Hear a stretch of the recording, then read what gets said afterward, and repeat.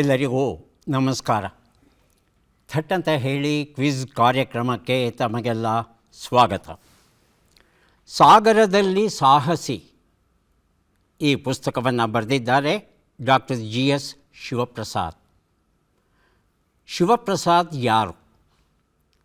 ನಮ್ಮ ರಾಷ್ಟ್ರಕವಿ GS ಶಿವರುದ್ರಪ್ಪ ಅವರ ಪುತ್ರ. ಇಂಗ್ಲೆಂಡಿನಲ್ಲಿ ಶಿಶು ವೈದ್ಯರಾಗಿ ಅವರು ಕೆಲಸವನ್ನು ಮಾಡ್ತಾ ಇದ್ದಾರೆ. ಅವರು ಬರೆದಂಥ ಪುಸ್ತಕ ಸಾಗರದಲ್ಲಿ ಸಾಹಸಿ. ಈ ಸಾಹಸಿ ಯಾರು ಅಂದರೆ ಶಿವಪ್ರಸಾದ್ ಅವರ ಮಗಳು, GSS ಅವರ ಮೊಮ್ಮಗಳು ಆಗಿರ್ತಕ್ಕಂಥ ಅನನ್ಯ. ಸಾಗರದಲ್ಲಿ ಸಾಹಸಿ ಅಂದ್ರಲ್ಲ, ಏನು ಸಾಹಸವನ್ನು ಅವರು ಮಾಡಿದ್ರು ಅಂತ ಕೇಳಬಹುದು. ವರ್ಲ್ಡ್ಸ್ ಟಫೆಸ್ಟ್ ರೋ ಅಂತ ಯಾವುದಾದ್ರೂ ಇದ್ದರೆ ಅದು ಅಟ್ಲಾಂಟಿಕ್ ಸಾಗರವನ್ನು ಒಬ್ಬರೇ ದಾಟೋದು. ಬರೀ 3000 ಮೈಲಿ ಅಂದರೆ 5000 ಕಿಲೋಮೀಟರಷ್ಟು ಉದ್ದ ಇರುತ್ತೆ. ಈ ಸಾಗರವನ್ನು 52 ದಿನಗಳಲ್ಲಿ ಒಬ್ಬಳೇ, ಈ ನಾವೆಯಲ್ಲಿ ಯಾವುದೇ ಯಂತ್ರ ಇಲ್ಲ, ಹಾಯೂ ಇಲ್ಲ, ಕೈಯಿಂದ ಹುಟ್ಟು ಹಾಕ್ತಾ ಹಾಕ್ತಾ ಹಾಕ್ತಾ ಹಾಕ್ತಾ ಹಾಕ್ತಾ 5000 ಕಿಲೋಮೀಟರ್ಗಳು ನೀವು ಪ್ರಯಾಣ ಮಾಡಬೇಕು. ನಿಮಗೆ ಏನು ಊಟ ಬೇಕೋ ಅದನ್ನು ತೊಗೊಂಡು ಹೋಗಬೇಕು. 52 ದಿನಗಳಿಗೆ ಬೇಕಾದ ಊಟ. ಹಾಗೆಯೇ ಮಲಮೂತ್ರ ವಿಸರ್ಜನೆಗೆ ಒಂದು ಬಕೆಟ್ ಕೊಟ್ಟಿರ್ತಾರೆ, ಆ ಬಕೆಟಷ್ಟೇ ಬಳಸಬೇಕು. ಹಗಲು ರಾತ್ರಿ ನೀವೇ ನಡೆಸಬೇಕು, ಇನ್ಯಾರೂ ನಡೆಸೋಲ್ಲ. ಸುಮಾರು 2 ವರ್ಷಗಳ ಕಾಲ ಇದಕ್ಕೆ ಅಗತ್ಯವಾದ ತರಬೇತಿಯನ್ನು ತಗೊಂಡು ಅನನ್ಯ ಮಾಡುವ ಈ ಪ್ರಯಾಣ ಇದೆಯಲ್ಲ, ಅದ್ಭುತವಾದದ್ದು. ಇದನ್ನು ಒಮ್ಮೆ ನಾವು ಓದಬೇಕು. ಇಡೀ ಜಗತ್ತಲ್ಲಿ 25 ಜನ ಮಾತ್ರ ಮಾಡಿದ್ದಾರೆ, ದಾಟಿರೋದು. ಅದರಲ್ಲಿ ಬಿಳಿಯರಲ್ಲದ ಜನರಲ್ಲಿ ಅಂದರೆ ಅನನ್ಯ ಮೊದಲನೆಯವಳು. ನೀವು ಸಹ ಇಂತಹ ಸಾಹಸವನ್ನು ಮಾಡಬೇಕು ಅಂದರೆ ಒಮ್ಮೆ ಈ ಪುಸ್ತಕವನ್ನು ಓದಬಹುದು. ಕಾರ್ಯಕ್ರಮವನ್ನು ಆರಂಭಿಸ್ತಾ ಇದ್ದೇವೆ. ಸ್ಪರ್ಧಿಗಳ ಪರಿಚಯ. ಮೊದಲ ಸ್ಪರ್ಧಿ. ನಮಸ್ಕಾರ, ನನ್ನ ಹೆಸರು ಕಲ್ಲಯ್ಯ ಎನ್ ಮೂಲಿಮನಿ ಅಂಥೇಳಿ, ಕೊಪ್ಪಳ ಡಿಸ್ಟಿಕ್ ಕುಕ್ನೂರು ತಾಲೂಕಿನ ಗೊರ್ಲೆಕೊಪ್ಪದ ಗ್ರಾಮದವನು. ನನ್ನ ಹವ್ಯಾಸ ಬಂದು ಐತಿಹಾಸಿಕ ಪುಸ್ತಕಗಳನ್ನು ಓದುವುದು ಮತ್ತು ಪೌರಾಣಿಕ ಚಲನಚಿತ್ರಗಳನ್ನು ನೋಡುವುದು ಮತ್ತು ಬಿಡುವಿದ್ದಾಗ ಚಿತ್ರಗಳನ್ನು ಬಿಡಿಸುವುದು ನನ್ನ ಹವ್ಯಾಸವಾಗಿರುತ್ತದೆ. ಕಲ್ಲಯ್ಯ ಅವರಿಗೆ ಸ್ವಾಗತವನ್ನು ಕೋರ್ತಾ ಇದ್ದೇವೆ. ಮುಂದಿನ ಸ್ಪರ್ಧಿ. ನಮಸ್ಕಾರ, ಪರಮೇಶ್ವರಯ್ಯ BM, ಕೊಪ್ಪಳ ಜಿಲ್ಲೆ ಕುಕ್ನೂರು ತಾಲೂಕು ಗೊರ್ಲೆಕೊಪ್ಪ ಗ್ರಾಮದವನು. ಹವ್ಯಾಸ ಪುಸ್ತಕ ಓದುವುದು ಮತ್ತು ದಿನಪತ್ರಿಕೆಗಳನ್ನು ಓದುವುದು. ಪರಮೇಶ್ವರಯ್ಯ ಅವರಿಗೆ ಸ್ವಾಗತವನ್ನು ಕೋರ್ತಾ ಇದ್ದೇವೆ. ನಮ್ಮ ಮೂರನೆಯ ಸ್ಪರ್ಧಿ. ನಮಸ್ಕಾರ, ನನ್ನ ಹೆಸರು ಡಾಕ್ಟರ್ ಫಕೀರಪ್ಪ ಉಜ್ಜರಬಂಡಿ, ನಿವೃತ್ತ ಉಪನ್ಯಾಸಕ. ನನ್ನ ಹುಟ್ಟೂರು ಬೆಣಕಲ್ಲು, ಈಗ ಆಲಿ ವಸ್ತಿ ಇರತಕ್ಕಂಥದ್ದು ಬಾನಾಪುರ, ಕುಕ್ನೂರು ತಾಲೂಕು, ಕೊಪ್ಪಳ ಜಿಲ್ಲೆ. ನನ್ನ ಹವ್ಯಾಸ ಅಂದರೆ ಅಧ್ಯಯನ, ಅಧ್ಯಾಪನ, ಆಧ್ಯಾತ್ಮಿಕ ಕ್ಷೇತ್ರದಲ್ಲಿ ನನ್ನೊಂದಿಷ್ಟು ಒಲವನ್ನು ತೋರಿಸಿ ಅಲ್ಲಿ ಸೇವೆ ಮಾಡುವಂಥ ಭಾಗ್ಯ ನನಗೆ ಸಿಕ್ಕಿದೆ ಅಂತ ಹೇಳಲಿಕ್ಕೆ ಸಂತೋಷ ಪಡ್ತೀನಿ. ಡಾಕ್ಟರ್ ಫಕೀರಪ್ಪ ಅವರಿಗೆ ಸ್ವಾಗತವನ್ನು ಕೋರ್ತಾ ಇದ್ದೇವೆ. ನಮ್ಮ ನಾಲ್ಕನೆಯ ಸ್ಪರ್ಧಿ. ಎಲ್ಲರಿಗೂ ನಮಸ್ಕಾರ, ನನ್ನ ಹೆಸರು ಮಂಜುನಾಥ್ ಜಕ್ಕಲಿ. ನಾನು ಕೊಪ್ಪಳ ಜಿಲ್ಲೆಯ ಐತಿಹಾಸಿಕ ಗ್ರಾಮ ಇಟ್ಗಿಯವನು. ನಾನು ಖಾಸಗಿ ಕಂಪ್ನಿಯಲ್ಲಿ ಉದ್ಯೋಗಿಯಾಗಿದ್ದೇನೆ. ಮಂಜುನಾಥ್ ಅವರಿಗೆ ಸ್ವಾಗತವನ್ನು ಕೋರ್ತಾ ಇದ್ದೇವೆ. ತಾವು 4 ಜನ ಸಿದ್ಧವಾಗಿದ್ದರೆ ಕಾರ್ಯಕ್ರಮ ಆರಂಭಿಸೋಣ. ಮೊದಲಿಗೆ ನಿಯಮಗಳನ್ನು ಒಮ್ಮೆ ನೋಡಿಬಿಡೋಣ. ಒಟ್ಟು 10 ಪ್ರಶ್ನೆಗಳು. ಮೊದಲು ಬಜರ್ ಒತ್ತಿದವರಿಗೆ ಉತ್ತರ ನೀಡುವ ಅವಕಾಶ. ಪ್ರತಿ ಸರಿ ಉತ್ತರಕ್ಕೆ ಒಂದು ಪುಸ್ತಕ ಬಹುಮಾನ. ಆಯ್ಕೆಗಳು ಬರುವ ಮೊದಲೇ ಬಜರ್ ಒತ್ತಿ ಸರಿ ಉತ್ತರ ನೀಡಿದರೆ 2 ಪುಸ್ತಕ ಬಹುಮಾನ. 100 ಅಂಕ ಗಳಿಸಿದವರಿಗೆ ಒಂದು ಪುಸ್ತಕ ವಿಶೇಷ ಬಹುಮಾನ. ನಕಾರಾತ್ಮಕ ತಂತ್ರಗಳಿಗೆ ಅವಕಾಶವಿಲ್ಲ. ಮೊದಲ 2 ಪುಸ್ತಕಗಳು ಹಾಗೂ ಪ್ರಶ್ನೆ. ವಿವೇಕ ಮಾರ್ಗದರ್ಶಿ ಸ್ವಾಮಿ ಮುಕ್ತಿದಾನಂದ ಬರೆದಿರುವಂಥ ಕೃತಿ ಶಹರು ಮತ್ತು ಶ್ವೇತಾದ್ರಿ, ಡಾಕ್ಟರ್ ಗುರುಕಿರಣ್ ಎನ್ ಬರೆದ ಅನುಭವ ಕಥನ. ಮೊದಲ ಪ್ರಶ್ನೆ ಈಗ ಬಂತು. ಕೂಟ ಶಾಸನಗಳು ಎಂದರೆ ಏನು? ಆಯ್ಕೆಗಳನ್ನು ನೋಡೋಣ. ಗುಪ್ತ ಶಾಸನಗಳು, ಸಮಷ್ಟಿ ಶಾಸನಗಳು, ಸುಪ್ತ ಶಾಸನಗಳು, ಕೃತಕ ಶಾಸನಗಳು. ಮೊದಲಿಗೆ ಬಜರುತ್ತಿದ್ದಾರೆ ಕಲ್ಲಯ್ಯ, ಆನಂತರ ಪರಮೇಶ್ವರಯ್ಯ. ಹೇಳಿ. ಗುಪ್ತ ಶಾಸನಗಳು ಆಯ್ಕೆ 1. ಕಲ್ಲಯ್ಯ. ಸುಪ್ತ ಶಾಸನಗಳು ಅಂತ ಹೇಳ್ತಾ ಇದ್ದಾರೆ. ಆಯ್ಕೆ 3. ಉತ್ತರವನ್ನು ನೋಡೋಣ. ಕೃತಕ ಶಾಸನಗಳು ಅನ್ನೋದು ಸರಿಯಾದ ಉತ್ತರ ಆಗಿತ್ತು. ಕೂಟ ಅನ್ನೋ ಶಬ್ದದ ಅರ್ಥ ಮೋಸ, ವಂಚನೆ, ಕಪಟ ಇತ್ಯಾದಿ. ಕೂಟ ಶಾಸನಗಳು ಸಾಮಾನ್ಯವಾಗಿ ತಾಮ್ರ ಶಾಸನಗಳಿಗೆ ಸಂಬಂಧಪಟ್ಟಿದೆ. ಶಿಲಾಶಾಸನಗಳಲ್ಲಿ ಕೆತ್ತೋದು ಅಂದರೆ ಭಾಳ ಕಷ್ಟ. ಈಗ ಯಾವುದೋ ಒಬ್ಬ ಅರಸ ಒಬ್ಬ ವ್ಯಕ್ತಿಗೆ ದಾನ ಮಾಡಿರ್ತಾನೆ 10 ಎಕರೆ ಭೂಮಿನ. 50 ವರ್ಷ ಆದಮೇಲೆ ಅವ್ನು ಸತ್ತೋಗ್ತಾನೆ, ಅವ್ನಿಗೆ ಯಾರೂ ಮಕ್ಕಳಿರಲಿಲ್ಲ ಅಂತ ಇಟ್ಕೊಳ್ಳಿ. ಆ ಭೂಮಿ ಯಾರಿಗೆ ಹೋಗಬೇಕು? ಅದಕ್ಕೆ ಯಾರೋ ಒಬ್ಬರು ಬುದ್ಧಿವಂತರು ಒಂದು ಕೃತಕ ಶಾಸನವನ್ನು ಮಾಡಿ ಅಧಿಕಾರಿಗಳಿಗೆ ತೋರಿಸಿ ನನಗೇ ಕೊಟ್ಟಿದ್ದರು ಮಹಾರಾಜರು ಅಂತ ಹೇಳೋದು. ಆದರೆ ಕಲ್ಲಿನ ಶಾಸನಗಳನ್ನು ನಕಲು ಮಾಡೋದು ಅಷ್ಟು ಸುಲಭ ಅಲ್ಲ. ಆದರೆ ತಾಮ್ರ ಶಾಸನಗಳನ್ನು ನಕಲು ಮಾಡೋದು ಸುಲಭ. ಆದರೂ ಸಹ ತಜ್ಞರು ಅದನ್ನು ಪತ್ತೆ ಹಚ್ಚುತ್ತಾರೆ ಇದು ನಕಲಿ ಅಂತ. ಅದರಲ್ಲಿ ಬಳಸಿರುವ ಭಾಷೆ, ಲಿಪಿ, ಶಾಸನ ಸಾಮಗ್ರಿ ಮತ್ತು ಕಾಲ ಇವೆಲ್ಲವನ್ನು ಪರಿಗಣಿಸಿ ಮೋಸ ಮಾಡಿರೋದನ್ನು ಪತ್ತೆ ಹಚ್ಚಬಲ್ಲರು. ಹಾಗಾಗಿ ಇವತ್ತು ತಾಮ್ರ ಶಾಸನಗಳು ಅಂದ ಕೂಡಲೇ ಅದು ಮೂಲ ಶಾಸನವೋ ಅಥವಾ ಕೂಟ ಶಾಸನವೋ ಇದನ್ನು ಮೊದಲು ಸಂಬಂಧಪಟ್ಟಂಥ ತಜ್ಞರು ಅಧ್ಯಯನ ಮಾಡ್ತಾರೆ. ಈಗ 2 ಪುಸ್ತಕ, ಕನ್ನಡ ಜೈನ ಶಾಸನ ವಲ್ಲರಿ, ಚಂದನದ ಗೊಂಬೆ ತರಾಸು ಬರೆದಂಥ ಕಾದಂಬರಿ. ಪಂಚ ಅನುವ್ರತ ಪ್ರತಿಪಾದನೆ ಯಾವ ಧರ್ಮದಲ್ಲಿದೆ? ಆಯ್ಕೆಗಳನ್ನು ನೋಡೋಣ. ಹಿಂದೂ ಧರ್ಮ, ಬೌದ್ಧ ಧರ್ಮ, ಜೈನ ಧರ್ಮ, ಚಾರ್ವಾಕ ಧರ್ಮ. ಜೈನ ಧರ್ಮ. ಜೈನ ಧರ್ಮ ಅಂತ ಹೇಳ್ತಾ ಇದ್ದಾರೆ. ಆಯ್ಕೆ 3. ಕಲಯ? ಹಿಂದೂ ಧರ್ಮ ಸರ್. ಹಿಂದೂ ಧರ್ಮ ಅಂತ ಹೇಳ್ತಾ ಇದ್ದಾರೆ. ಆಯ್ಕೆ 1. ಜೈನ ಧರ್ಮ ಉತ್ತರ ಸರಿಯಾಗಿದೆ. ಈ ಉತ್ತರವನ್ನು ಮೊದಲು ಕೊಟ್ಟದ್ದು ಪರಮೇಶ್ವರಯ್ಯ ಅಲ್ವಾ? ತಮಗೆ ಕನ್ನಡ ಜೈನ ಶಾಸನ ವಲ್ಲರಿ ಅಂತಕ್ಕಂಥ ಪುಸ್ತಕವನ್ನು ಕೊಡ್ತಾ ಇದ್ದೇನೆ. ಪಂಚ ಅನುವ್ರತ ಪ್ರತಿಪಾದನೆ. ಜೈನ ಗೃಹಸ್ಥ ಯಾರಿದ್ದಾನೆ ಆತ ತನ್ನ ಬದುಕಿನಲ್ಲಿ ಅಳವಡಿಸಿಕೊಳ್ಳಬಹುದಾದ 5 ಅನುಶಾಸನಗಳು ಅಂತ ಹೇಳ್ಬೋದು, ಅಥವಾ 5 ಮಾರ್ಗದರ್ಶನಗಳು. ಏನು? ಮೊದಲನೆಯದು ಅಹಿಂಸಾ ಅನುವ್ರತ, ಸತ್ಯ ಅನುವ್ರತ, ಆಸ್ತೇಯ ಅನುವ್ರತ 3ನೇದು, ಕಳ್ಳತನವನ್ನು ನಾನು ಮಾಡೋದಿಲ್ಲ. 4ನೇದು ಬ್ರಹ್ಮಚರ್ಯ, ಅಂದರೆ ಅಧಿಕೃತವಾಗಿ ಯಾರನ್ನು ಮದುವೆಯಾಗಿದ್ದೇನೆ ಆ ಮದುವೆಯಾದರ ಜೊತೆಯಲ್ಲೇ ಸಂಸಾರವನ್ನು ನಡೆಸ್ತೇನೆ. 5ನೇದು ಅಪರಿಗ್ರಹ ಅನುವ್ರತ ಅಂತ, ನನ್ನ ಬದುಕಿಗೆ ನನ್ನ ಕುಟುಂಬಕ್ಕೆ ಎಷ್ಟು ಹಣ ಬೇಕಾಗಿದೆಯೋ ಅಷ್ಟನ್ನು ಮಾತ್ರ ನಾನು ಸಂಪಾದನೆ ಮಾಡ್ತೇನೆ, ಹೆಚ್ಚುವರಿ ಹಣವನ್ನು ಸಂಗ್ರಹ ಮಾಡಿ ಇಟ್ಟುಕೊಳ್ಳೋದಿಲ್ಲ ಅನ್ನೋದು. ಈ 5 ಶ್ರೀಸಾಮಾನ್ಯರಿಗೆ ಅನ್ವಯಿಸುವಂಥ 5 ಮಾರ್ಗದರ್ಶನಗಳು. ಮಾಯಾರಮಣಿ ಎನ್ ನರಸಿಂಹಯ್ಯ ಬರೆದ ಪತ್ತೇದಾರಿ ಕಾದಂಬರಿ, ಮಹಾಭಾರತ ಹೇಳಿಯೂ ಹೇಳದ್ದು ಜಗದೀಶ ಶರ್ಮ ಸಂಪ ಬರೆದದ್ದು. ಪ್ರಶ್ನೆ: ಮಾನಸೋಲ್ಲಾಸ ಅಥವಾ ಅಭಿಲಾಷಿತಾರ್ಥ ಚಿಂತಾಮಣಿ ಯಾವ ರೀತಿಯ ಕೃತಿ? ಆಯ್ಕೆಗಳನ್ನು ನೋಡೋಣ ಅನ್ನೋಷ್ಟರಲ್ಲಿ ಡಾಕ್ಟರ್ ಫಕೀರಪ್ಪ ಅವರು ಬಸರುತ್ತಿದ್ದಾರೆ. ಕಾದಂಬರಿ ಸರ್. ಮಹಾಕಾವ್ಯ, ವಿಶ್ವಕೋಶ, ಚಂಪು ಕಾವ್ಯ, ಆತ್ಮಚರಿತ್ರೆ. ವಿಶ್ವಕೋಶ. ನೋಡು, ವಿಶ್ವಕೋಶ ಸರಿಯಾದ ಉತ್ತರ. ಮಾಯಾರಮಣಿ ಎನ್ ನರಸಿಂಹಯ್ಯ ಬರೆದ ಪತ್ತೇದಾರಿ ಕಾದಂಬರಿಯನ್ನು ಕೊಟ್ಟಿದ್ದೇನೆ.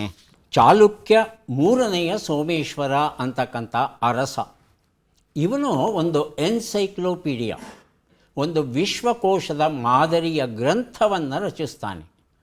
ನಮಗೆ ಯಾಕೆ ಇದು ಬಹಳ ಮುಖ್ಯ ಅಂದರೆ, ಅಂದಿನ ಕಾಲದ ಅಂದಿನ ಸಮಾಜದ ಆಗುಹೋಗುಗಳು ಏನಿದ್ವೋ, ಅಭ್ಯಾಸಗಳು ಏನಿದ್ವೋ, ಆಚರಣೆಗಳು ಏನಿದ್ವೋ ಅವೆಲ್ಲವೂ ನಮಗೆ ಈ ಗ್ರಂಥದಲ್ಲಿ ದೊರೆಯುತ್ತೆ. ಹಾಗಾಗಿ ಕರ್ನಾಟಕ, ನಮ್ಮ ಕನ್ನಡ ಸಾಹಿತ್ಯಕ್ಕೆ ಸಂಬಂಧಪಟ್ಟ ಹಾಗೆ ಮಾನಸೋಲ್ಲಾಸ ಅಂತಕ್ಕಂಥ ಈ ಒಂದು ಗ್ರಂಥ ಅದ್ಭುತವಾದದ್ದು. ಇದು ಇಂಗ್ಲೀಷ್ಗೂ ಮತ್ತು ಕನ್ನಡಕ್ಕೂ ಸಹ ಅನುವಾದ ಆಗಿದೆ. ಈ ಒಂದು ಕೃತಿ 8,000 ಪದ್ಯಗಳನ್ನು ಒಳಗೊಂಡಿದೆಯಂತೆ ಈ ಮಾನಸೋಲ್ಲಾಸ. ಚಂದನದ ಗೊಂಬೆ ತರಾಸು ಅವರು ಬರೆದ ಕನ್ನಡ ಕಾದಂಬರಿ. ಸುಡುವ ಕನಸುಗಳು ಕವನ ಸಂಕಲನ, ಜೋಸೆಫ್ ಮಲ್ಲಾಡಿ ಬರೆದಿರುವಂಥದ್ದು. ಪ್ರಶ್ನೆ ಈಗ ಬಂತು. ಶ್ರೀನಿವಾಸ ನಾಯಕರು ಇದು ಯಾರ ಪೂರ್ವಾಶ್ರಮದ ಹೆಸರಾಗಿತ್ತು? ಆಯ್ಕೆಗಳನ್ನು ನೋಡೋಣ. ಬಜರ್ ಒತ್ತಿದ್ದಾರೆ ಡಾಕ್ಟರ್ ಫಕೀರಪ್ಪ. ಪುರಂದರದಾಸರು ಸರ್. ಪುರಂದರದಾಸರು ಅಂತ ಉತ್ತರವನ್ನು ಕೊಟ್ಟಿದ್ದಾರೆ. ಆಯ್ಕೆಗಳನ್ನು ನೋಡೋಣ. ಪುರಂದರದಾಸರು. ಎರಡನೇದಾಗಿ ಬಜರ್ ಒತ್ತಿದ್ದಾರೆ ಮಂಜುನಾಥ್. ಪುರಂದರದಾಸರು. ಗೋಪಾಲದಾಸರು. ಆಯ್ಕೆ 3 ಕನಕದಾಸರು. ಆಯ್ಕೆ 4 ವಿಜಯದಾಸರು. ಉತ್ತರ ಕೊಡ್ತೀರಾ ಪರಮೇಶ್ವರ್? ಕನಕದಾಸರು. ಕನಕದಾಸರು. ಉತ್ತರವನ್ನು ನೋಡೋಣ. ಪುರಂದರದಾಸರು ಅನ್ನೋದು ಸರಿಯಾದ ಉತ್ತರ ಆಗಿತ್ತು. ಈ ಉತ್ತರವನ್ನು ಆಯ್ಕೆಗಳು ಬರೋದಕ್ಕೆ ಮೊದಲೇ ಕೊಟ್ಟವರು ಡಾಕ್ಟರ್ ಫಕೀರಪ್ಪ ಅವರು ಅಲ್ವಾ? Yes sir. ತಮಗೆ ಚಂದನದ ಗೊಂಬೆ ಹಾಗೂ ಸುಳುವ ಕನಸುಗಳು 2 ಪುಸ್ತಕವನ್ನು ತಮಗೆ ಕೊಡ್ತಾ ಇದ್ದೇನೆ. ಒಂದು ಪುಸ್ತಕ ಜಯಂತಿ ಮಾಸು ಸುಲೋಚನಾ ಅವರು ಬರೆದ ಕನ್ನಡ ಕಾದಂಬರಿ. ಇದನ್ನು ಮಂಜುನಾಥ್ ಅವರಿಗೆ ಕೊಟ್ಟಿದ್ದೇನೆ. ತಂದೆ ವರದಪ್ಪ ನಾಯಕ, ತಾಯಿ ರುಕ್ಮಿಣಿ, ಲೇವಾದೇವಿ ವ್ಯವಹಾರ ಇವರದ್ದು. ಬಹಳ ಕಾಲದಿಂದ ಮಕ್ಕಳು ಇರಲಿಲ್ಲ. ಹಾಗಾಗಿ ತಿರುಪತಿ ತಿಮ್ಮಪ್ಪನನ್ನು ಪ್ರಾರ್ಥಿಸಿಕೊಂಡಾಗ ಆತನ ಅನುಗ್ರಹದಿಂದ ಹುಟ್ಟಿದ ಮಗನಿಗೆ ಶ್ರೀನಿವಾಸ ನಾಯಕ ಅಂತ ಹೆಸರನ್ನು ನೀಡ್ತಾರೆ. ಈತ ಹುಟ್ಟಿದ್ದು ಪುರಂದರಗಢ ಅಂತ ನಂಬಿಕೆ. ಕರ್ನಾಟಕ ಮತ್ತು ಮಹಾರಾಷ್ಟ್ರದ ಅಂಚಲ್ಲಿ ಇರುವಂಥ ಸ್ಥಳ ಅದು. ಈತ ಮದುವೆಯಾಗೋದು ಸರಸ್ವತಿ ಬಾಯಿ ಅನ್ನೋ ಮಹಿಳೆಯನ್ನು. ಮಹಾಜಿಪುಣನಾಗಿದ್ದ ಶ್ರೀನಿವಾಸ ನಾಯಕನಿಗೆ ಬದುಕಿನ ಅರ್ಥವನ್ನು ತಿಳಿಸಿ ಆತನನ್ನು ಹರಿದಾಸನನ್ನಾಗಿ ಆ ದೀಕ್ಷೆಯನ್ನು ತಗೊಳ್ಳೋ ಹಾಗೆ ಮಾಡಿದ ತಾಯಿ ಸರಸ್ವತಿ ಬಾಯಿ. ಹಾಗಾಗಿ ಆ ಹೆಂಡತಿಯರ ಮಹತ್ವದ ಬಗ್ಗೆನೇ ಒಂದು ಕೀರ್ತನೆಯನ್ನು ಬರೆದಿದ್ದಾರೆ ಪುರಂದರದಾಸರು. ಈಗ ಕೊಡ್ತಾ ಇದ್ದೇವೆ ಜಗದೀಶ ಶರ್ಮ ಸಂಪ ಬರೆದ ಮಹಾಭಾರತ ಹೇಳಿಯೂ ಹೇಳದ್ದು ಎನ್ನುವ ಪುಸ್ತಕ. ಕೃಷ್ಣ ಕಾರಣ ಕೆ ರಘು ಶೆಟ್ಟಿ ಬರೆದಿರುವಂಥದ್ದು. ಪ್ರಶ್ನೆಯನ್ನು ನೋಡೋಣ. ವಿಶಾಲಾಕ್ಷಿ ದಕ್ಷಿಣಾಮೂರ್ತಿಯವರು ಯಾವ ರೀತಿಯ ಸಾಹಿತ್ಯ ರಚನೆಗೆ ಪ್ರಸಿದ್ಧರು? ಆಯ್ಕೆಗಳನ್ನು ನೋಡೋಣ. ಕಾದಂಬರಿ, ನಾಟಕ, ಕಾವ್ಯ, ಸಂಶೋಧನೆ. ಮೊದಲಿಗೆ ಬರೆದಿರುತ್ತಿದ್ದಾರೆ ಪರಮೇಶ್ವರಯ್ಯ, ಆನಂತರ ಕಲ್ಲಯ್ಯ. ಕಾದಂಬರಿ ಆಯ್ಕೆ 1 ಪರಮೇಶ್ವರಯ್ಯ ಅವರ ಉತ್ತರ. ಕಲ್ಲಯ್ಯ? ಕಾವ್ಯ ಸರ್. ಕಾವ್ಯ. ಉತ್ತರವನ್ನು ನೋಡೋಣ. ಕಾದಂಬರಿ ಸರಿಯಾದ ಉತ್ತರ ಆಗಿತ್ತು. ಈ ಉತ್ತರವನ್ನು ಪರಮೇಶ್ವರಯ್ಯ ಕೊಟ್ಟಿದ್ದಾರೆ. ಮಹಾಭಾರತ ಹೇಳಿಯೂ ಹೇಳದ್ದು ಎನ್ನುವ ಒಂದು ಪುಸ್ತಕವನ್ನು ಅವರಿಗೆ ಕೊಟ್ಟಿದ್ದೇವೆ. ವಿಶಾಲಾಕ್ಷಿ ದಕ್ಷಿಣಾಮೂರ್ತಿ ಅಂದರೆ ಥಟ್ಟಂತ ಹೊಳಿದೇ ಇರಬಹುದು. ಇವರು ಯಾರು? ಕನ್ನಡ ಸಾಹಿತ್ಯದಲ್ಲಿ ಇವರ ಸ್ಥಾನಮಾನ ಏನು? ಇವರ ಕೃತಿಗಳ ಮಹತ್ವ ಏನು? ಅದು ನಮಗೆ ಗೊತ್ತಿರಲ್ಲ. ಅದು ವ್ಯಾಪ್ತಿ ಪ್ರಾಪ್ತಿ ಅನ್ನೋ ಒಂದು ಕಾದಂಬರಿಯನ್ನು ಬರೀತಾರೆ ಇವರು. ಈ ಕಾದಂಬರಿಯನ್ನು ಪಾರ್ವತಮ್ಮ ರಾಜ್ಕುಮಾರ್ ಅವರು ಓದಿಬಿಟ್ಟು ಇದನ್ನು ಒಂದು ಚಿತ್ರ ಮಾಡೋಣ ಅಂತ ನಿರ್ಧರಿಸ್ತಾರೆ. ಅದರ ಫಲವಾಗಿ ಜೀವನ ಚೈತ್ರ ಅನ್ನೋ ಚಲನಚಿತ್ರ ನಿರ್ಮಾಣವಾಗುತ್ತೆ. ಅದು ಯಾವ ರೀತಿ ಹೆಸರನ್ನು ಗಳಿಸ್ತು, ಯಾವ ರೀತಿ ಕನ್ನಡಿಗರ ಮೇಲೆ ಪರಿಣಾಮವನ್ನು ಬೀರ್ತು, ಅದು ನಮಗೆ ಗೊತ್ತಿರುವಂಥ ವಿಷಯ. ಅನೇಕ ಕಾದಂಬರಿಗಳನ್ನು ಬರೆದಿದ್ದಾರೆ ವಿಶಾಲಾಕ್ಷಿ ದಕ್ಷಿಣಾಮೂರ್ತಿ ಅವರು. ಇವರಿಗೆ ಕರ್ನಾಟಕ ರಾಜ್ಯೋತ್ಸವ ಪ್ರಶಸ್ತಿಯೂ ಸಹ ಇವರಿಗೆ ದೊರೆತಿದೆ. ಮುಂದೆ ನಾವು ಕೊಡಲಿದ್ದೇವೆ ಬಾ ಚಕೋರಿ, ಗೌತಮ ಬರೆದಂಥ ಕೃತಿ. ರಸಋಷಿಗೆ ಕಾವ್ಯ ನಮನ, ರಾಮಪ್ರಸಾದ್ ಮಿಟ್ಟೂರು ಬರೆದಂಥ ಕೃತಿ. ಪ್ರಶ್ನೆ: ಆಧುನಿಕ ಕನ್ನಡ ಸಾಹಿತ್ಯದಲ್ಲಿ ಎಷ್ಟು ಪಂಥಗಳಿವೆ ಅಂತ ತಿಳ್ಕೋಬೇಕಾಗಿದೆ. ಆಯ್ಕೆಗಳನ್ನು ನೋಡೋಣ. 2, 3, 4, 6. ಮೊದಲಿಗೆ ಬಜರ್ ಒತ್ತಿದವರು ಪರಮೇಶ್ವರಯ್ಯ, ಎರಡನೆಯದಾಗಿ ಮಂಜುನಾಥ್ ಅವರು ಬಜರ್ ಒತ್ತಿದ್ದಾರೆ. 2 ಅಂದರೆ ಆಯ್ಕೆ 1. ಆಯ್ಕೆ 1 ಸರಿಯಾದ ಉತ್ತರ ಅಂತಿದ್ದಾರೆ. ಮಂಜುನಾಥ್ ತಮ್ಮ ಉತ್ತರ? ಆಯ್ಕೆ 3 ಸರ್. 4. ಆಯ್ಕೆ 3, 4 ಅಂತ ಹೇಳ್ತಾ ಇದ್ದಾರೆ. ಉತ್ತರವನ್ನು ನೋಡೋಣ. 4 ಅನ್ನೋದು ಸರಿಯಾದ ಉತ್ತರ ಆಗಿತ್ತು. ಬಾ ಚಕೋರಿ ಎನ್ನುವ ಗೌತಮ ಕೃತ ಪುಸ್ತಕವನ್ನು ಕೊಟ್ಟಿದ್ದೇನೆ ಮಂಜುನಾಥ್ ಅವರಿಗೆ. ಯಾವುದು ಆ 4 ಪ್ರಮುಖ ಪಂಥಗಳು ಅಂತ ಕೇಳಿದ್ರೆ, ಮೊದಲನೇದು ನವೋದಯ, ಅದಾದ ಮೇಲೆ ಪ್ರಗತಿಶೀಲ, ಅದಾದ ಮೇಲೆ ನವ್ಯ, ಅದಾದ ಮೇಲೆ ಬಂಡಾಯ. ಬಂಡಾಯದ ಜೊತೆಗೇ ದಲಿತ ಕಾವ್ಯವೂ ಸಹ ಅದರಲ್ಲೇ ಸೇರಿಕೊಳ್ಳುತ್ತೆ. ಇದು ಬಹಳ ಮುಖ್ಯವಾದ ಒಂದು ಕಾಲಘಟ್ಟಗಳು ಕನ್ನಡ ಸಾಹಿತ್ಯಕ್ಕೆ ಸಂಬಂಧಪಟ್ಟ ಹಾಗೆ. ಈಗ 2 ಪುಸ್ತಕ ಕೊಡ್ತಾ ಇದ್ದೇವೆ. ಬಾನಿಗೊಂದು ಎಲ್ಲೆ ಎಲ್ಲಿದೆ, ಭಾರತಿ ಮೋಹನ್ ಕೋಟಿ ಅವರು ಅನುವಾದಿಸಿರುವ ಕೃತಿ. ಬದರಿ ಯಾತ್ರೆ ಪ್ರವಾಸ ಕಥನ, TR ವರದರಾಜನ್ ಬರೆದಂಥದ್ದು. ಪ್ರಶ್ನೆ: ಈ ಕನ್ನಡ ವಚನವನ್ನು ತಪ್ಪಿಲ್ಲದಂತೆ ಓದಬೇಕು. 4 ಜನ ತಪ್ಪಿಲ್ಲದ ಹಾಗೆ ಓದಿದರೆ 4 ಜನಕ್ಕೆ ಪುಸ್ತಕ ಸಿಗುತ್ತೆ. ಈಗ ಮೊದಲು ವಚನವನ್ನು ನೋಡೋಣ. ವಚನ ಈಗ ಬಂದಿದೆ, ಅಲ್ಲಮ ಪ್ರಭುಗಳ ವಚನ. ಇದನ್ನು ಓದಿ ಹೇಳ್ತಾರೆ. ಮೊದಲಿಗೆ ಕಲ್ಲಯ್ಯ ಅವರು. ಶಿಲೆಯೊಳಗಣ ಪಾವಕದಂತೆ, ಉದಕದೊಳಗಣ ಪ್ರತಿಬಿಂಬದಂತೆ, ಬೀಜದೊಳಗಿನ ವೃಕ್ಷದಂತೆ, ಶಬ್ದದೊಳಗಣ ನಿಶಬ್ದದಂತೆ, ಗುಹೇಶ್ವರ ನಿಮ್ಮ ಶರಣ ಸಂಬಂಧ ಅಲ್ಲಮ ಪ್ರಭು. ಚೆನ್ನಾಗಿ ಓದಿದ್ರಿ, ಎಲ್ಲೂ ತಪ್ಪುಗಳಾಗಿಲ್ಲ. ನಿಮಗೆ ಒಂದು ಪುಸ್ತಕವನ್ನು ಕೊಡ್ತಾ ಇದ್ದೇನೆ. ರಸಋಷಿಗೆ ಕಾವ್ಯ ನಮನ ಎನ್ನುವ ಕೃತಿ ಕಲ್ಲಯ್ಯ ಅವರಿಗೆ ಕೊಟ್ಟಿದ್ದೇನೆ. ಎರಡನೇದಾಗಿ ಪರಮೇಶ್ವರಯ್ಯ. ಶಿಲೆಯೊಳಗಣ ಪಾವಕದಂತೆ ಉದಯೋಕದೊಳಗಣ ಇಲ್ಲ, ಎಡವು ಬಿಟ್ರಿ ಆರಂಭದಲ್ಲೇ. ಹಾಂ, ಡಾಕ್ಟರ್ ಫಕೀರಪ್ಪ. ಶಿಲೆಯೊಳಗನ ಪಾವಕದಂತೆ ಎಡವು ಬಿಟ್ರಿ. ಮಂಜುನಾಥ್. ಶಿಲೆಯೊಳಗಣ ಪಾವಕದಂತೆ ತಾವು ಉದಕದೊಳಗೆ ಸಹ ಎಡವು ಬಿಟ್ರಿ. ಹಾಗಾಗಿ ಕಲ್ಲಯ್ಯ ಅವರು ಮಾತ್ರ ಚೆನ್ನಾಗಿ ಓದಿದ್ರು. ತಮಗೆ ಪುಸ್ತಕವನ್ನು ಕೊಟ್ಟಿದ್ದೇವೆ. ಶಿಲೆಯೊಳಗೆ ಬೆಂಕಿ ಇದೆ, ದೃಶ್ಯವಾಗಿ ಕಣ್ಣಿಗೆ ಕಾಣುತ್ತೆ. ಜಲದೊಳಗೆ ಪ್ರತಿಬಿಂಬವಿದೆ ಅಲಿಪ್ತವಾಗಿ, ಬೀಜದೊಳಗೆ ವೃಕ್ಷವಿದೆ ಅವ್ಯಕ್ತವಾಗಿ, ಶಬ್ದದೊಳಗೆ ನಿಶಬ್ದವಿದೆ ಅಭೇದ್ಯವಾಗಿ. ಅದರಂತೆ ಶರಣರಲ್ಲಿ ಹಾಗೂ ಸಕಲ ಜೀವರಾಶಿಗಳಲ್ಲಿ ಆ ಪರಶಿವನು ನೆಲೆಸಿದ್ದಾನೆ. ಅವನು ಎಲ್ಲದರ ಆತ್ಮವಾಗಿದ್ದಾನೆ ಅನ್ನೋ ಒಂದು ಮಾಹಿತಿಯನ್ನು, ವಿಚಾರವನ್ನು ಅಲ್ಲಮ ಪ್ರಭುಗಳು ಈ ಒಂದು ವಚನದಲ್ಲಿ ಹೇಳಿದ್ದಾರೆ. ಈಗ 2 ಪುಸ್ತಕ. ಕಣ್ಣ ಕನ್ನಡಿಯಲ್ಲಿ ಅಬ್ಬೂರು ಪ್ರಕಾಶ್ ಅವರು ಅಬ್ಬೂರಿನ ಚಿತ್ರಗಳನ್ನು ಬರೆದಿದ್ದಾರೆ. ಪರಿಮಳದ ಬಾಕಿ ಮೊತ್ತ ಕವನ ಸಂಕಲನ, ಡಾಕ್ಟರ್ ಲಕ್ಷ್ಮಣ್ VA ಬರೆದಿರುವಂಥದ್ದು. ಪ್ರಶ್ನೆ: ಈ ಕಥೆಗಾರ್ತಿಯನ್ನು ಗುರುತಿಸಿ.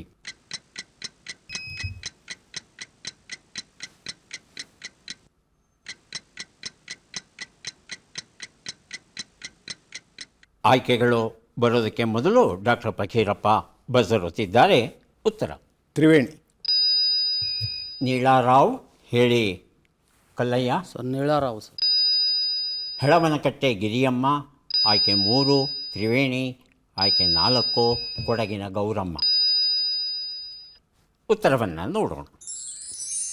ಕೊಡಗಿನ ಗೌರಮ್ಮ ಅನ್ನೋದು ಸರಿಯಾದ ಉತ್ತರ ಆಗಿತ್ತು. ಕಥೆಗಾರ್ತಿ, ಸ್ವಾತಂತ್ರ್ಯ ಹೋರಾಟಗಾರ್ತಿ.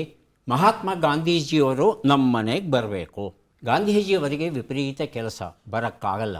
ಸತ್ಯಾಗ್ರಹ ಮಾಡ್ತಾಳೆ. ಗಾಂಧೀಜಿ ಹೇಳಿಕೊಟ್ಟಂಥ ಪ್ರಯೋಗವನ್ನು ಗಾಂಧೀಜಿಯ ವಿರುದ್ಧವಾಗಿ ಬಹಳ ಯಶಸ್ವಿಯಾಗಿ ಪ್ರಯೋಗಿಸಿದವರು ಕೊಡಗಿನ ಗೌರಮ್ಮ. ಈಕೆಯ ಸತ್ಯಾಗ್ರಹಕ್ಕೆ ಮಣಿದು ಗಾಂಧೀಜಿ ಅವರು ಮನೆಗೆ ಬರ್ತಾರೆ. ಕೊಡಗಿನ ಗೌರಮ್ಮನಿಗೆ ಸಂಭ್ರಮವೋ ಸಂಭ್ರಮ. ತನ್ನಲ್ಲಿ ಎಷ್ಟು ಒಡವೆಗಳು, ಚಿನ್ನ ಇತ್ಯಾದಿಗಳಿದ್ದು ಎಲ್ಲವನ್ನೂ ತಂದು ಮಹಾತ್ಮ ಗಾಂಧೀಜಿಯವರ ಪದತಲದಲ್ಲಿ ಇಟ್ಟು, ಇದನ್ನು ಹರಿಜನೋದ್ಧಾರ ಕಾರ್ಯಕ್ರಮಗಳನ್ನು ಏನು ನೀವು ಮಾಡ್ತಾ ಇದ್ದೀರಿ, ದಯವಿಟ್ಟು ಬಳಸ್ಕೊಳ್ಳಿ ಅಂತ ಹೇಳಿದಂಥ ಪುಣ್ಯಾತ್ಕಿತ್ತಿ ಕೊಡಗಿನ ಗೌರಮ್ಮ. ಆಕೆಯ ಕಥೆಗಳನ್ನೆಲ್ಲ ಸಂಗ್ರಹ ಮಾಡಿ ಅದನ್ನು ಇವತ್ತು ಪ್ರಕಟಿಸಿದ್ದಾರೆ. ಇಂಗ್ಲೀಷ್ಗೂ ಸಹ ಆ ಸಂಕಲನ ಅನುವಾದ ಆಗಿದೆ. ದೀಪಾ ಬಾಷ್ತಿ ಅವರೇ ಅದನ್ನು ಮಾಡಿದ್ದಾರೆ ಅನ್ನೋದನ್ನು ಸಂತೋಷದಿಂದ ಇಲ್ಲಿ ನಾವು ಹಂಚ್ಕೋಬಹುದು. ಈ ಮಾಹಿತಿಯನ್ನು ನಾವು ಬರ್ತಾ ಇದ್ದೇವೆ. ಎಲ್ಲರೂ ಕಾಯ್ತಾ ಇರತಕ್ಕಂಥ ಸವಿಗನ್ನಡ ಪ್ರಶ್ನೆಗೆ ಕೊಟ್ಟ ವಿಷಯದ ಮೇಲೆ 1 ನಿಮಿಷ ಮಾತಾಡಬೇಕು. ತಡಬರಿಸಬಾರ್ದು, ನಿಲ್ಲಿಸಬಾರದು, ತೊದಲಬಾರದು, ವಿಷಯ ಬಿಟ್ಟು ಹೋಗಬಾರದು, ಮಾತಿನ ಓಘ ಏಕರೂಪವಾಗಿರಬೇಕು, ಇಂಗ್ಲೀಷ್ ಪದಗಳನ್ನು ಬಳಸಬಾರದು. 4 ಜನ 1 ನಿಮಿಷ ಮಾತನಾಡಿದ್ರೆ 4 ಜನಕ್ಕೆ ಪುಸ್ತಕಗಳನ್ನು ಕೊಡ್ತೇವೆ. ಸಿದ್ಧವಾಗಿದ್ದೀರಾ? ಮೊದಲ ಅವಕಾಶ ಬರ್ತಾ ಇದೆ. ಕಲ್ಲಯ್ಯ ಅವರಿಗೆ ತಮಗೆ ಕೊಡುವಂಥ ವಿಷಯ ಮುರಳಿಯ ಗಾನ. ಮುರಳಿಯ ಗಾನವೆಂದರೆ ಇದು ಶ್ರೀಕೃಷ್ಣನ ಒಂದು ಕೊಳಲಿನ ನಾದವೆಂದು ಭಾವಿಸುತ್ತಾ, ಹಿಂದಿನ ಒಂದು ದ್ವಾಪರ ಯುಗದಲ್ಲಿ ಶ್ರೀಕೃಷ್ಣನು ವೃಂದಾವನದಲ್ಲಿ ತನ್ನ ದನಕರುಗಳನ್ನು ಮೇಯಿಸುವ ಮತ್ತು ಕಾಯ್ದುಕೊಂಡು ಬರುವಂಥ ಕೆಲಸವನ್ನು ಮಾಡಬೇಕಾದ್ರೆ ಈ ಮುರಳಿಯ ಗಾನ ಅಂದರೆ ಕೊಳಲಿನ ಒಂದು ಗಾನಕ್ಕೆ ಆ ಎಲ್ಲ ಹಸುಗಳು ಮತ್ತು ಕರುಗಳು ಬಂದು ಆಲಿಸುತ್ತಾ, ಆ ಗಾನವನ್ನು ಆಲಿಸುತ್ತಾ ದನಗಳನ್ನು ಮೇಯಿಸಿಕೊಂಡು ಬರುವಂಥ ಒಂದು ನಿಲ್ಲಿಸಬಹುದು ಕಲ್ಲಯ್ಯ ಅವರೇ. 30 ಸೆಕೆಂಡುಗಳವರೆಗೆ ತಾವು ಹಾಗೂ ಹೀಗೂ ಮಾತಾಡಿಕೊಂಡು ಬಂದಿರಿ. ಆದರೆ ಎಡುವುದಿರಿ, ಒಳ್ಳೆಯ ಪ್ರಯತ್ನ ಮಾಡಿದ್ದೀರಾ, ಅಭಿನಂದನೆಗಳು. ಕಷ್ಟ ಏನಲ್ಲ, ಪ್ರಯತ್ನಿಸಿದರೆ ಖಂಡಿತ ಎಲ್ಲರೂ ಮಾತಾಡಬಹುದು. ಈಗ ಅವಕಾಶ ಪರಮೇಶ್ವರಯ್ಯ ಅವರಿಗೆ ಬರ್ತಾ ಇದೆ. ತಮಗೆ ಕೊಡ್ತಾ ಇರ್ತಕ್ಕಂಥ ವಿಷಯ ಭೀಮಸೇನ್ ಜೋಶಿ. ಪ್ರಯತ್ನಿಸಿ, ಮಾಹಿತಿ ಇಲ್ಲ. ಡಾಕ್ಟರ್ ಫಕೀರಪ್ಪ, ತಮಗೆ ಕೊಡುವಂಥ ವಿಷಯ PV ಶ್ರೀನಿವಾಸ್. PV ಶ್ರೀನಿವಾಸರವರು ಚಲನಚಿತ್ರ ಕ್ಷೇತ್ರದಲ್ಲಿ ಅತ್ಯಂತ ಹೆಸರು ಮಾಡಿದವರು. ಆ ಕ್ಷೇತ್ರದಲ್ಲಿ ಸಾಹಿತ್ಯ ರಚನೆಯ ಜೊತೆಗೆ ಒಳ್ಳೆಯ ಹಾಡುಗಾರರು. ಅವರ ಧ್ವನಿ, ಅವರು ಹಾಡಿರುವಂಥ ಹಾಡುಗಳು ಆಕಾಶವಾಣಿ ಮತ್ತು ದೂರದರ್ಶನದಲ್ಲಿ ಎಷ್ಟು ಜನಪ್ರಿಯವಾಗಿವೆ ಅಂದರೆ ಸಿನಿಮಾದಷ್ಟೇ ಅವರ ಹೆಸರು ಸ್ಥಿರಸ್ಥಾಯಿಯಾಗಿ ಉಳಿದಿದೆ. ಅವರ ಹಾಡಿದಂಥ ಹಾಡುಗಳು ಜನಮಾನಸದಲ್ಲಿ ಶಾಶ್ವತವಾಗಿ ಉಳಿಯುವಂತೆ ಮಕ್ಕಳ ಮನಸ್ಸಿನಲ್ಲಿಯೂ ಸಹಿತ ಅದು ಪ್ರಭಾವವನ್ನು ಬೀರಿ ಅವರ ಹಾಡುಗಳಿಗೆ ಮೌಲ್ಯ ಮತ್ತು ಬೆಲೆ ಹೆಚ್ಚುತ್ತಾ ಹೋಗಿದೆಯೇ ವಿನಃ ಅವರಂತೆ ಆಗಬೇಕು ಅನ್ನುವಂಥ ವಿಚಾರವನ್ನು ಮಕ್ಕಳಲ್ಲಿ ಬಿಂಬಿಸುವಂಥ ಅದ್ಭುತವಾದಂಥ ಕಲ್ಪನೆಯನ್ನು ಆ ವ್ಯಕ್ತಿ ಕೊಡುವಂಥ ಒಂದು ಹಾಡು ಏನಿದೆ ಅಲ್ಲ, ಅದು ಭವ್ಯವಾದದ್ದು ಮತ್ತು ಹೃದಯ ತುಂಬಿ ಬರುವಂತೆ ಇದೆ. ಭಕ್ತಿ ಭಾವವನ್ನು, ಭಾವಗೀತೆಗಳನ್ನು ಹಾಡುವಾಗ ಅವರ ಹಾಡುಗಳ ಶೈಲಿ ವೈವಿಧ್ಯಮಯವಾಗಿದೆ ಮತ್ತು ಭಿನ್ನ ರೀತಿಯಾಗಿದೆ. ಅದು ಆಯಾ ಸಂದರ್ಭಕ್ಕೆ ಅನುಗುಣವಾಗಿ ಭಾವಗಳಿಗೆ ಮುಕ್ತವಾಗಿದೆ. ಇಲ್ಲಿಯವರೆಗೆ ಚೆನ್ನಾಗಿ ಬಂದರೆ 45-50 ನಿಮಿಷದವರೆಗೆ ಚೆನ್ನಾಗಿ ಮಾತಾಡಿದ್ರಿ. ಒಂದೇ ಒಂದು ಕಡೆ ಎಡವು ಬಿಟ್ರಿ. ತುಂಬ ಚೆನ್ನಾಗಿ ಮಾತಾಡಿದ್ರಿ. ಒಂದು ವಿಷಯ ತಾವು ಏನು ಸೇರಿಸಬಹುದಾಗಿತ್ತು ಅಂದರೆ, PV ಶ್ರೀನಿವಾಸ್ ಅವರು ಗೀತೆಗಳನ್ನು ಸಂಸ್ಕೃತದಲ್ಲಿ ಮಾತ್ರ ಬರೀತಾಯಿದ್ರು. ಕನ್ನಡದಲ್ಲಿ ಬರೆದದ್ದು ನನಗೆ ನೆನಪಿಲ್ಲ. ಹಾಗಾಗಿ ತಮ್ಮ ಮಾತಿನ ವರಸೆಯಲ್ಲಿ ಸಂಸ್ಕೃತದಲ್ಲಿ ಎಷ್ಟು ಅದ್ಭುತವಾದ ಗೀತೆಗಳನ್ನು ಬರೆದು ಅವರೇ ಹಾಡಿದ್ದಾರೆ. ನಮ್ಮ ಕನ್ನಡ ಚಲನಚಿತ್ರಗಳಲ್ಲಿ ಬಳಸಿದ್ದೇವೆ ಅದನ್ನು. ಬಹಳ ಒಳ್ಳೆಯ ಪ್ರಯತ್ನ ಡಾಕ್ಟರ್ ಫಕೀರಪ್ಪ ಅವರೇ, ಅಭಿನಂದನೆಗಳು ತಮಗೆ. ಈಗ ಮಂಜುನಾಥ್ ಅವರು ಸಿದ್ಧವಾಗಿದ್ದರೆ ವಿಷಯವನ್ನು ಕೊಡ್ತಾ ಇದ್ದೇನೆ. ಸುಗಮ ಸಂಗೀತ. ಸಂಗೀತಗಳಲ್ಲಿ ಒಂದಾದಂಥದ ಸಂಗೀತ ಸುಗಮ ಸಂಗೀತ. ಅದರ ತಕ್ಕಂತೆ ತಾಳ, ಲಯ ಅದೆಲ್ಲ ಸೇರಿಕೊಂಡು ಆಗೋದೇ ಒಂದು ಸಂಗೀತ. ಸಂಗೀತಕ್ಕೆ ತಲೆಬಾಗದವರು ಯಾರೂ ಇಲ್ಲ. ಒಂದು ಹಸು ಕೂಡ ತಲೆಬಾಗುತ್ತೆ ಸಂಗೀತ ಕೇಳಿದರೆ. ಒಂದು ಚೆನ್ನಾಗಿದ್ದ ಸಂಗೀತ. ಎಷ್ಟು ತಪ್ಪುಗಳಾಯಿತು? 3 ಆಯಿತು. ನಾನು ತಪ್ಪುಗಳನ್ನು ಲೆಕ್ಕ ಹಾಕಲಿಕ್ಕೆ ಹೋಗಲಿಲ್ಲ. ಪ್ರಯತ್ನಿಸಿದ್ದೀರಿ, ಅದು ಸಂತೋಷವನ್ನು ಕೊಡುವಂಥ ವಿಚಾರ. ಈಗ ನಾವು ಕಾರ್ಯಕ್ರಮದ ಕೊನೆಯ ಘಟ್ಟಕ್ಕೆ ಬಂದಿದ್ದೇವೆ. ಚಟ್ಪಟ್ ಚಿಂಕುರುಳಿ, ಸಿದ್ಧವಾಗಿದ್ದೀರಿ ಅಲ್ವಾ? ಮೊದಲ ಪ್ರಶ್ನೆ, ಈ ಕೆಳಗಿನ ಪದದ ಸಮಾನಾರ್ಥವೇನು? ಕೊರಡೆ. ದೀವಟಿನ ಚಾವಟಿನ? ದಿವಟಿ ಸರ್. ದಿವಟಿ. ದೀವಟಿ. ಉತ್ತರವನ್ನು ನೋಡೋಣ. ಅದು ಚಾವಟಿ ಆಗಿತ್ತು. ಮುಂದಿನ ಪ್ರಶ್ನೆ, ಈ ಕೆಳಗಿನ ಅರ್ಥವನ್ನು ಕೊಡುವ ಶಬ್ದ ಯಾವುದು? ಇಚ್ಛೆ, ಕುತೂಹಲ, ಹಬ್ಬ, ಸಂತೋಷ, ಆಟ. ಕೌಣಪಾನ, ಕೌತುಕಾನ ಅಂತ ತಿಳ್ಕೋಬೇಕು. ಬಜರ್ ಒತ್ತಿದ್ದಾರೆ ಡಾಕ್ಟರ್ ಫಕೀರಪ್ಪ. ಕೌತುಕ ಅಂತ ಹೇಳ್ತಾ ಇದ್ದಾರೆ. ಉತ್ತರವನ್ನು ನೋಡೋಣ. ಕೌತುಕ ಉತ್ತರ ಸರಿಯಾಗಿದೆ. ಪುಸ್ತಕ ಕೊಟ್ಟಿದ್ದೇನೆ. ಮುಂದಿನ ಪ್ರಶ್ನೆ, ಈ ಕೆಳಗಿನ ಪದದ ತತ್ಸಮ ತದ್ಭವವನ್ನು ಗುರುತಿಸಿ. ಗೋಷ್ಠಿ ಎನ್ನುವ ಶಬ್ದ ಗೊಟ್ಟಿಯಾಗುತ್ತಾ ಕೊಟ್ಟಿಯಾಗುತ್ತಾ? ಮೊದಲಿಗೆ ಬಜರ್ ಒತ್ತಿದ್ದಾರೆ ಪರಮೇಶ್ವರಯ್ಯ. ಕೊಟ್ಟಿ. ಕೊಟ್ಟಿ. ಕೊಟ್ಟಿ. ಕೊಟ್ಟಿ ದೊಡ್ಡ ಅದ ಮೊದಲನೇದ ಎರಡನೇದು. ಎರಡನೇದು ಉತ್ತರವನ್ನು ನೋಡೋಣ. ಗುಟ್ಟಿ. ಗುಟ್ಟಿ ಅಂದರೆ ಗೋಷ್ಠಿ, ಕೊಟ್ಟಿ ಅಂದರೆ ನಕಲಿ ಅನ್ನೋ ಅರ್ಥ ಬರುತ್ತೆ. ಮುಂದಿನ ಪ್ರಶ್ನೆ. ಅಲಂಕಾರವನ್ನು ಗುರುತಿಸಿ. ಸರ್ದಾರ್ ಪಟೇಲ್ ಉಕ್ಕಿನಂತಹ ಮನುಷ್ಯ. ದೃಷ್ಟಾಲಂಕಾರ, ಉಪಮಾಲಂಕಾರ. ಮೊದಲಿಗೆ ಪರಮೇಶ್ವರಯ್ಯ, ಆನಂತರ ಕಲ್ಲಯ್ಯ. ಉಪಮಾಲಂಕಾರ. ಉಪಮಾಲಂಕಾರ. ಉತ್ತರವನ್ನು ನೋಡೋಣ. ಉತ್ತರ ಸರಿಯಾಗಿದೆ. ಪುಸ್ತಕ ಕೊಟ್ಟಿದ್ದೇನೆ. ಮುಂದಿನ ಪ್ರಶ್ನೆ. ಈ ಕೆಳಗಿನ ಪದವನ್ನು ಯಾವ ಹೆಸರಿನಿಂದ ಗುರುತಿಸುವರು? ಕಳ್ಳ ಕಳ್ಳ, ದ್ವಿರುಕ್ತಿ, ಜೋಡಿ ಪದ. ದ್ವಿರುಕ್ತಿ. ದ್ವಿರುಕ್ತಿ ಅಂತ ಹೇಳ್ತಾ ಇದ್ದಾರೆ ಡಾಕ್ಟರ್ ಫಕೀರಪ್ಪ ಅವರು. ಉತ್ತರವನ್ನು ನೋಡೋಣ. ದ್ವಿರುಕ್ತಿ ಸರಿಯಾಗಿದೆ. ಪುಸ್ತಕ ಕೊಟ್ಟಿದ್ದೇನೆ. ಮುಂದಿನ ಪ್ರಶ್ನೆ. ಈ ಕೆಳಗಿನ ನಾನಾರ್ಥ ಶಬ್ದವು ಯಾವುದು? ಹಾದಿ, ಬೀದಿ, ಓಣಿ, ಸಾಲು, ಶ್ರೇಣಿ ಇತ್ಯಾದಿ. ಬಜರುತ್ತಿದ್ದು ಮೊದಲು ಪರಮೇಶ್ವರಯ್ಯ. ಕೇರಿ. ಯಾವುದು? ಕೇರಿ. ಎರಡನೇದು ಉತ್ತರವನ್ನು ನೋಡೋಣ. ಕೇರಿ. ಉತ್ತರ ಸರಿಯಾಗಿದೆ. ಪುಸ್ತಕವನ್ನು ಪರಮೇಶ್ವರಯ್ಯ ಅವರಿಗೆ ಕೊಟ್ಟಿದ್ದೇನೆ. ಮುಂದಿನ ಪ್ರಶ್ನೆ. ಈ ಕೆಳಗಿನ ಅರ್ಥದ ನುಡಿಗಟ್ಟನ್ನು ಗುರುತಿಸಿ. ಹಳೆಯ ಹುಲಿ, ಖದೀಮ ಕಳ್ಳ, ವಯಸ್ಸಾದ ಹುಲಿ. ಬಜರುತ್ತಿದ್ದಾರೆ ಡಾಕ್ಟರ್ ಫಕೀರಪ್ಪ. ವಯಸ್ಸಾದ ಹುಲಿ. ವಯಸ್ಸಾದ ಹುಲಿ. ಉತ್ತರವನ್ನು ನೋಡೋಣ. ಖದೀಮ ಕಳ್ಳ ಅನ್ನೋದು ಉತ್ತರ. ನುಡಿಗಟ್ಟನ್ನು ನಾವು ಕೇಳಿದ್ದು. ಮುಂದಿನ ಪ್ರಶ್ನೆ. ದೇಶ ಮತ್ತು ಅನ್ಯ ದೇಶ ಪದವನ್ನು ಗುರುತಿಸಿ. ಲಕೋಟೆ ಮತ್ತು ಕೋರಾನ್ನ. ಕೋರಾನ್ನ ದೇಶ, ಲಕೋಟೆ ಅನ್ಯ ದೇಶ. ಕೋರಾನ ಅನ್ಯ ದೇಶ, ಲಕೋಟೆ ದೇಶ. ಮೊದಲಿಗೆ ಬಜರುತ್ತಿದ್ದಾರೆ ಡಾಕ್ಟರ್ ಫಕೀರಪ್ಪ. ಸರ್, ಎರಡನೇ ಉತ್ತರ. ಕೋರಾನ್ನ ಅನ್ಯ ದೇಶ, ಲಕೋಟೆ ದೇಶ ಅಂತ ತಾವು ಹೇಳ್ತಾ ಇದ್ದೀರಿ. ಉತ್ತರವನ್ನು ನೋಡೋಣ. ಕೋರಾನ್ನ ಅನ್ನೋದು ಅಚ್ಚ ಕನ್ನಡ ಶಬ್ದ. ಲಕೋಟೆ ಅನ್ನೋದು ಹಿಂದಿಯಿಂದ ನಮಗೆ ಬಂದಿರುವಂಥ ಶಬ್ದ. ಅದು ಅನ್ಯ ದೇಶ ಆಗಿತ್ತು. ಮುಂದಿನ ಪ್ರಶ್ನೆ. ಕನ್ನಡ ಭಾಷೆಯ ಮೂಲ ಯಾವುದು? ಮೊದಲಿಗೆ ಬಜರುತ್ತಿದ್ದಾರೆ ಕಲ್ಲಯ್ಯ ಅವರು. ಮೂಲ ದಕ್ಷಿಣ ದ್ರಾವಿಡ. ಹಾಂ, ಮೂಲ ದಕ್ಷಿಣ ದ್ರಾವಿಡವ, ಮೂಲ ಉತ್ತರ ದ್ರಾವಿಡವ? ಮೂಲ ದಕ್ಷಿಣ ದ್ರಾವಿಡ. ದ್ರಾವಿಡ. ಉತ್ತರವನ್ನು ನೋಡೋಣ. ಉತ್ತರ ಸರಿಯಾಗಿದೆ. ಪುಸ್ತಕವನ್ನು ಕಲ್ಲಯ್ಯ ಅವರಿಗೆ ಕೊಟ್ಟಿದ್ದೇನೆ. ಮುಂದಿನ ಪ್ರಶ್ನೆ. ಕನ್ನಡದಲ್ಲಿ ಎಷ್ಟು ವಿಭಕ್ತಿ ಪ್ರತ್ಯಯಗಳು ಇವೆ? 8, 7. ಮೊದಲಿಗೆ ಬಜರುತ್ತಿದ್ದಾರೆ 7. ಹಾಂ, ಡಾಕ್ಟರ್ ಫಕೀರಪ್ಪ ಅವರು 7 ಅಂತ ತಾವು ಹೇಳ್ತಾ ಇದ್ದೀರಾ. 7 ಅನ್ನೋದು ಸರಿಯಾದ ಉತ್ತರವ? ಈಗ ನೋಡೋಣ. 7 ಉತ್ತರ ಸರಿಯಾಗಿದೆ. ವಿಶ್ವಕರ್ಮ ಎನ್ನುವ ಪುಸ್ತಕವನ್ನು ಕೊಟ್ಟಿದ್ದೇನೆ ಡಾಕ್ಟರ್ ಫಕೀರಪ್ಪ ಅವರಿಗೆ. ಈಗ ಯಾರಿಗೆ ಎಷ್ಟು ಪುಸ್ತಕಗಳು ಬಂದಿವೆ ಅದನ್ನು ನೋಡುವ ಕ್ಷಣ ಬಂತು. ಕಲ್ಲಯ್ಯ ಅವರಿಗೆ 2 ಪುಸ್ತಕಗಳನ್ನು ಕೊಡ್ತಾ ಇದ್ದೇವೆ. ದಯವಿಟ್ಟು ಪುಸ್ತಕಗಳನ್ನು ಸ್ವೀಕರಿಸಿ. ಅಭಿನಂದನೆಗಳು. ಪರಮೇಶ್ವರಯ್ಯ ಅವರಿಗೆ ನಾವು ಕೊಡ್ತಾ ಇದ್ದೇವೆ 3, 2, 5 ಪುಸ್ತಕಗಳು. ಅಭಿನಂದನೆಗಳು. ಡಾಕ್ಟರ್ ಫಕೀರಪ್ಪ ಅವರಿಗೆ ತಮಗೂ ಸಹ 5 ಪುಸ್ತಕಗಳು ದೊರೀತಾ ಇವೆ. ಸ್ವೀಕರಿಸಿ. ಅಭಿನಂದನೆಗಳು.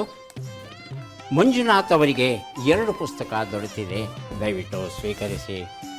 ಅಭಿನಂದನೆಗಳು. ಕರೆದು ಮೂದಲಿಸಿದರೆ ಹುಲ್ಲಿಯ ಮರಿಗಳಿಗೆ ಕತಿಗೊಂಬುದೇ ಮದಕರಿ. ಕುಮಾರವ್ಯಾಸ ಪ್ರಯೋಗಿಸಿರುವಂಥ ಒಂದು ಶಬ್ದ. ಆನೆ ಅನ್ನೋದು ತನ್ನ ಪಾಡಿಗೆ ತಾನು ಗಂಭೀರವಾಗಿ ಇರುತ್ತೆ. ಹುಲ್ಲೆ ಮರಿಗಳು, ಜಿಂಕೆ ಮರಿಗಳು ಬಂದು ಬೈಯೋಕ್ಕೆ ಶುರು ಮಾಡಿದ್ರೆ ಆನೆ ಅದಕ್ಕೇನಾದರೂ ಬೆಲೆ ಕೊಡುತ್ತಾ? ಖಂಡಿತ ಕೊಡಲ್ಲ. ಹಾಗೆ ನಾವು ಕೆಲವು ಕ್ಷುಲ್ಲಕ ಜನರು ಟೀಕೆಯನ್ನು ಮಾಡ್ತಾರೆ. ಕಿವಿಗೆ ಹಾಕ್ಕೊಳ್ಳದೆ ಮುಂದಕ್ಕೆ ಹೋಗಬೇಕು ಅಂತಾನೆ ಕುಮಾರವ್ಯಾಸ. ಮತ್ತೆ ಭೇಟಿಯಾಗೋಣ. ನಮಸ್ಕಾರ.